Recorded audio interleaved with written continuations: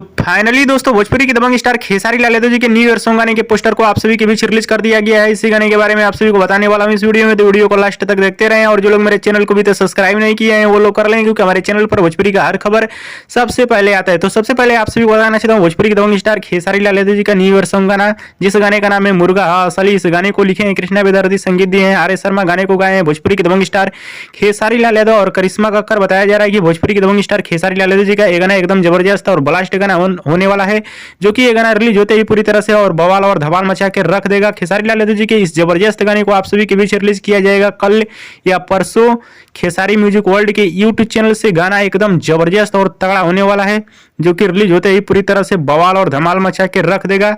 हाँ तो दोस्तों आप लोग तैयार रहिए, कल या परसों इस गाने को आप सभी के बीच रिलीज कर दिया जाएगा खेसारी म्यूजिक वर्ल्ड के यूट्यूब चैनल से। तो वीडियो पसंद आया तो ज़्यादा लाइक करें, कमेंट करें, शेयर करें, सब्सक्राइब करें। धन्यवाद दोस्तों।